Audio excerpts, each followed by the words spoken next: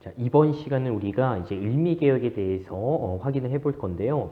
우리가 이제 지난 시간에 배웠던 걸 잠깐 이제 다시 한번 확인을 해볼게요. 자, 우리 이제 자, 동학농민운동이 이제 벌어졌다라는 거죠. 자, 이 동학농민운동이 이제 벌어졌는데, 자, 1차 같은 경우에는 이제 고부농민봉기를 시작으로 해가지고요, 우리가 이제 반봉건적인 그런 이제 성격이 들어가 있고, 자, 이 1차의 어떤 이제 마무리, 결국에는 이제 농민들이 전주성을 이제 점령을 하고 나서 이제 정부에서는요 청나라에게 이제 원군을 요청하고 텐진 조약에 따라서 일본이 이제 들어오게 되는 거죠. 자, 이러한 상황에서 이제 농민군과 그다음에 이제 정부 사이에서 전주 화약이 이제 맺어지게 되고요. 자, 전주 화약 맺어지고 청일 모두 이제 돌아가라라고 했는데 일본이 어떻게 돼요? 여기에서 경복궁 이제 점령을 하게 되고요. 그 다음에 일본이 이제 청나라 선장 건국하면서 일본과 청나라가 어떻게 돼요? 청일전쟁 벌어지게 되는 거고요. 요게 이제 어떻게 돼? 2차 동학농민운동이고요. 자, 요 지금 청일전쟁 요 상황 속에서 어떻게 돼요? 우리 이제 지난 시간에 갑오개혁이 여기에 이제 시작이 되는 거죠. 요거 여러분들 잘 확인하고요. 자, 이 갑오개혁 같은 경우에는 여러분들 크게 이제 1차, 2차 이렇게 나눌 수가 있고요. 자, 1차 같은 경우에는요, 우리가, 자, 정치, 경제, 그 다음에 사회, 문화, 면에서의 어떤 개혁이고요. 김홍집, 내각이 중심이 되고, 공국기무처가 이제 중심이 됐다라는 거지. 자, 그 다음에 특히 여기에서는 이제 사회 분야에서 이제 신분제가 폐지되고요. 또 이제 과거제 폐지되는 그런 게 좀 그 부분이 이제 좀 잘 나오는 부분이고, 자, 그다음에 2차 같은 경우에는 우리가 뭐 이제 홍범 14조라든지 또 이제 뭐 사법, 그다음에 이제 교육 분야에서의 어떤 이제 개혁들 그런 걸 이제 다뤘었죠. 그런 것까지 우리가 확인했었고요. 자, 2차 같은 경우는 이제 청일 전쟁에서 이제 일본이 어느 정도 우위에 이제 섰을 때 그런 거고, 그러니까 우위에 섰을 때 이제 더 간섭을 하게 되는 거죠. 자, 결국에는 이 청일 전쟁 자, 이 청일전쟁에서 누가 이겨요?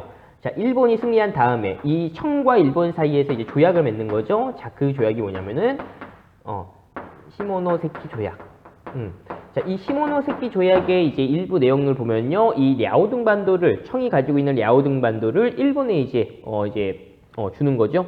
일본이 빼앗는 거죠. 자, 요 시모노세키 조약 랴오둥 반도가 이제 일본에 넘어가는 이러한 상황 속에서 어떻게 돼요? 러시아가 프랑스, 독일 이렇게 끌어들여가지고요 삼국 간섭 하게 되는 거죠. 다시 이제 일본 같은 경우는 랴오둥 반도를 이제 청나라에게 반환을 하고요. 자, 이러한 모습을 딱 봤을 때 우리 이제 정부에서는 지금 이제 러시아가 힘이 세구나라고 이제 생각이 든다라는 거죠. 자, 이러한 상황 속에서 어떻게 해요? 우리 이제 고종과 명성황후가 친러 세력들을 이제 등용한다라는 거지. 우리 조선 우리 정부에 친러 세력을 이렇게 등용하게 되면서 어떻게 돼요? 일본이 이제 보니까, 지금 이제 이렇게 러시아와 어떤 이제 비밀 협약 맺고, 막 이러한 이제 상황들 보니까, 이걸 이제 지금 주도하는 사람이 누구다? 명성황후다. 그래서 어떻게 돼요? 이 명성황후를 시해하는 사건, 을미사변이 이렇게 벌어진다라는 거지. 자, 요까지 했었죠. 자, 그래서 오늘 이제 배우는 게 이제 을미개혁인데요. 자, 을미사변 이후에 이제, 자, 명성황후가 이제 돌아가셨습니다. 고종은 또 이제 어떻게 돼요? 위기감을 느끼겠죠? 자, 이러한 상황 속에서 일본 주도로 다시 한번 이제 개혁이 추진이 됩니다. 자, 이 을미개혁 같은 경우에는 이제 김홍집 내각.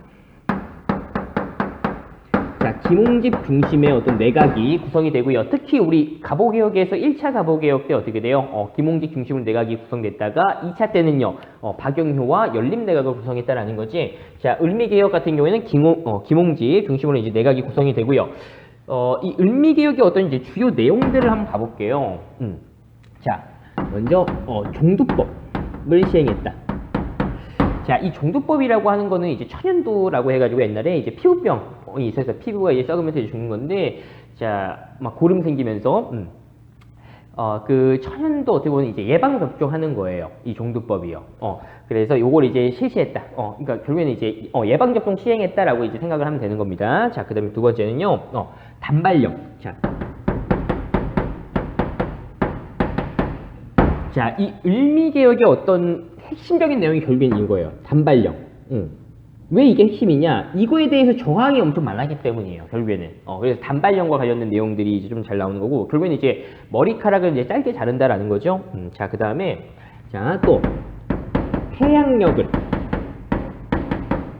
사용했다라는 거예요. 여기에서 말하는 태양력 결국에는 이제 우리 지금 현재 우리가 날짜 세는 거, 달력 있죠? 양력으로 이제 그 세는 거. 그게 이제 이때부터 시행이 됐다라는 겁니다. 자, 그 다음에요. 또, 우편 사무 업무가 시행됐다. 자, 우편 사무가 실시됐다라는 건데요. 우리가 이전에 이미 고종이 우편 사무 업무 시행을 하려고 했었어요. 우리 1884년에 우정충국 개국 축하연 막 개국할 때. 근데 어떻게 돼? 그때 갑신정변이 일어나서 어떻게 돼요? 그게 이제 중단이 된 겁니다. 중단이 되고요. 이제 지금 11년 정도 지나서 이 을미개혁 때 이제 우편 사무 업무가 시행이 됐다라는 겁니다. 자, 그렇게 이제 보고요. 또 뭐 추가적으로 보면 뭐 건양이라는 뭐 연호를 사용했다. 이것도 이제 가끔 등장하는 것 중에 이제 하나니까 우리 잠깐 확인해 보고요. 자, 그래서 여기에서는 이제 좀 그래도 보기로 좀 잘 나오는 거는 이 종두법도 좀 나오고요. 태양력, 단발령, 요 정도. 태양력 이 정도. 종두법이나 단발령 요 두 가지가 좀 자주 등장하는 편이고 이렇게 이제 보고요. 자, 요러한 상황 속에서 어떻게 되냐? 자, 이런 을미개혁, 특히나 이제 단발령을 이제 거부하면서 자, 의병이 벌어져요. 자, 그 의병을 뭐라고 얘기하냐면 을미년에 의병이 일어났다. 을미의병이라고 얘기하고요. 결국에는 이 을미의병의 어떤 이제 핵심. 자, 단발령을 거부하겠다. 라는 거예요. 자, 이렇게 이제 보고요. 특히나 우리가 지금 이 의병이라는 게 그러니까 우리가 앞서서 이제 확인했을 때 이 위정척사파가 이제 나중에 90년대 지금 들어와서 의병으로 발전을 하기도 하고요. 또 동학농민운동의 어떤 잔여 세력, 남은 세력들이 의병에 또 가담하기도 한다라고 얘기했죠. 그거 여러분들 확인을 하고요. 자, 요러한 이제 상황 속에서 자, 이 고종은요, 자기 이제 부인이 일본에 의해서 이제 죽었다라는 거죠. 자, 그러니까 무서운 거야. 자, 궁궐에 있으면 안 되겠다라고 해서 자, 악원파천이라는 걸 이제 단행을 하게 되는 거예요. 자, 요게 이제 무엇이냐면요. 자, 러시아 공사관으로 이제 옮겼다. 거처를 옮겨 이제 갔다라는 뜻인데, 자, 내용은요, 고종이 자, 러시아 공사관으로 이제 피신을 한 거예요.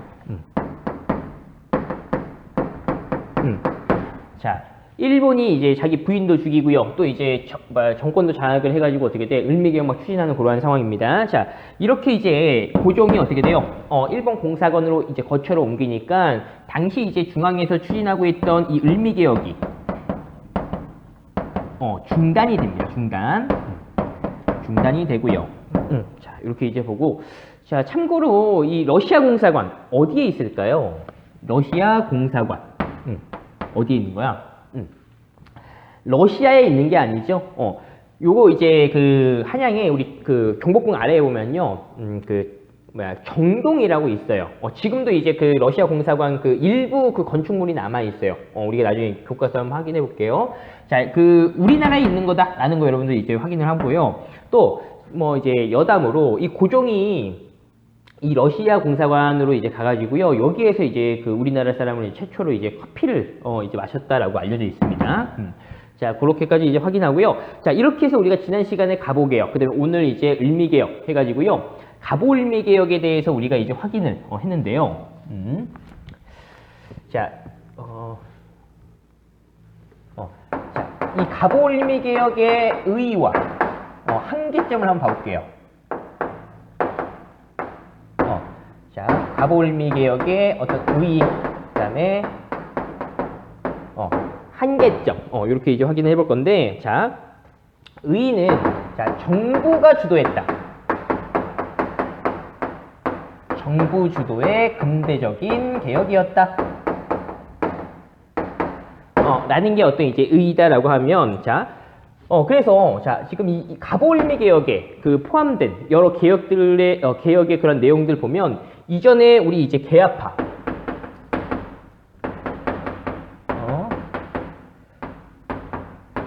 자, 개화파들의 어떤 이제 개화, 어떤 정책에 대한 의지, 이런 게 들어가 있고요. 자, 그 다음에 동학농민군.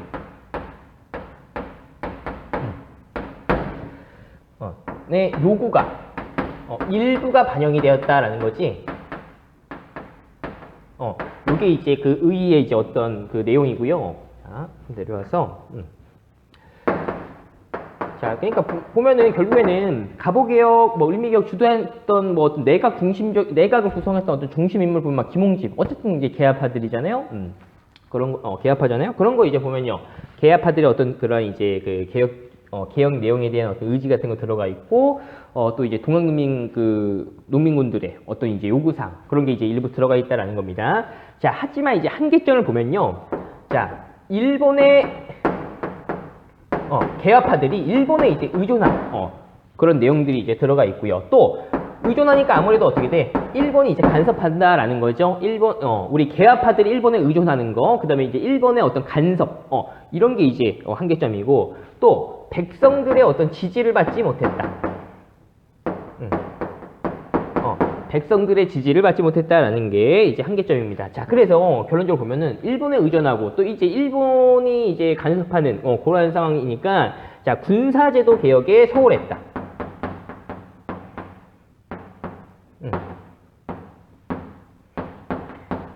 요게 이제 한계점이고요. 또 농민들의 당시 이제 요구사항 중에 어떤 핵심적인 거는 토지제도를 좀 바꿔보자라는 거예요. 자, 토지 제도에 대한 개혁은 없었다. 요런 게 이제 한계점이다라는 겁니다. 자, 요렇게 해가지고요. 오늘 우리가 이제 그 을미개혁의 어떤 주요 내용과, 그 다음에 이제 고종이 러시아 공사관으로 이제 그 거처를 이렇게 피신한 거, 거처를 옮긴 거, 그런 거 이제 확인했고요. 이 갑오을미개혁의 의의와 한계를 이제 확인을 해봤는데, 우리가 이제 다음 시간은 지금 이제 이 고종이 러시아 공사관으로 지금 피신해 있는 상태잖아요. 이 러시아 공사관에 있다가 다시 이제 돌아와서 고종이 이제 선포했던 게 대한제국, 나라 이름을 이제 바꾸고요. 본인이 이제 황제라고 이제 칭하는 대한제국이 이제 수립이 되는 겁니다. 그 내용은 이제 우리가 다음 시간에 한번 확인을 해보도록 하겠습니다.